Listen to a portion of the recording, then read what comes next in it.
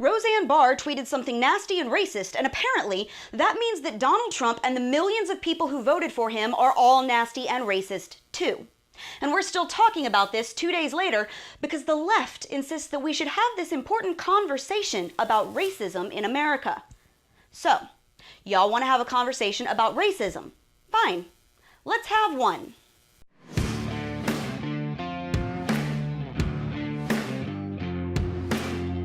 Hey guys, I'm Brittany Hughes, and welcome back to Reality Check on MRC TV. Now, it's been 48 hours, and we're still talking about Roseanne Barr. We've got an immigration crisis at our southern border, and Hamas is launching rockets into Israel, by the way. But apparently, it's more important to harp on one woman's ridiculously stupid, racist tweet so we can use it to smear Trump and the millions of people who voted for him. We need to have a conversation about racism, the left says. A conversation that apparently includes Valerie Jarrett and Al Sharpton sitting on an MSNBC panel and telling Joy Reid that Roseanne's racism is all Donald Trump's fault. I wonder if you agree. Do you feel like this president has set a tone that has made people feel increasingly empowered to say those kinds of things?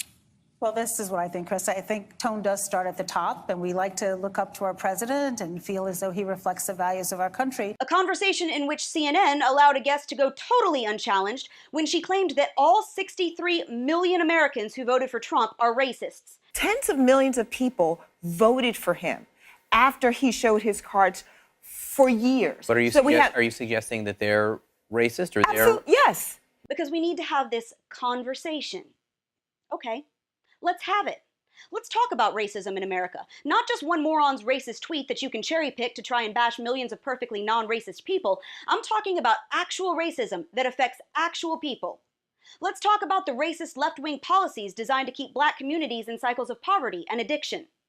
Let's talk about how gang violence and crime in black communities are most rampant in Democrat-controlled cities, where politicians perpetuate victimhood for votes.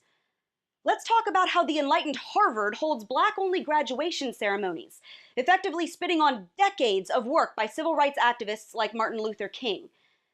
Let's talk about how the liberal holy grail of Planned Parenthood was launched by a racist who saw abortion as a way to curb the black population, and how that same organization continues to prey on low-income women of color to this day. Let's talk about how black conservatives are viciously attacked for not conforming to the liberal line. Y'all want to hear the names that liberals call them? Just pop on over to Twitter.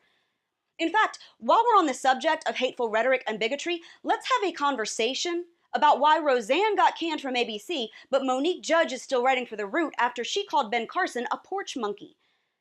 Let's talk about why it took ABC less than 12 hours to cancel Roseanne's show, but a month to wrangle an apology out of Joy Behar for calling millions of Christians mentally ill because we pray.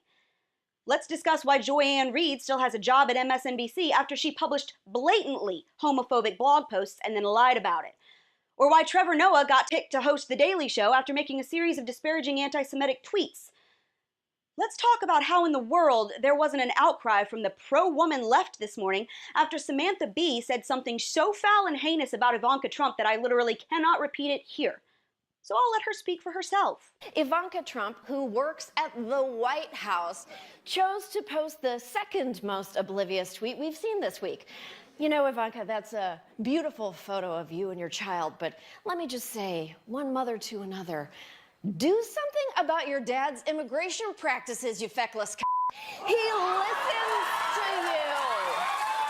Put on something tight and low cut and tell your father to stop it. Has the media run out of fresh outrage?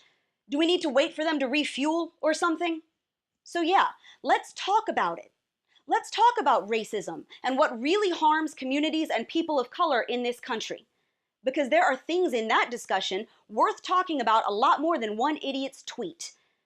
Let's talk about offensive hate speech. Let's talk about bigotry. Let's have these conversations, but we're going to have them on both sides of this fence. Because it is past time for the left to be held to their own self-righteous and hypocritical standard. And that's your Reality Check, America. Make sure you subscribe to us on YouTube, like us on Facebook and Twitter, and stay sane out there.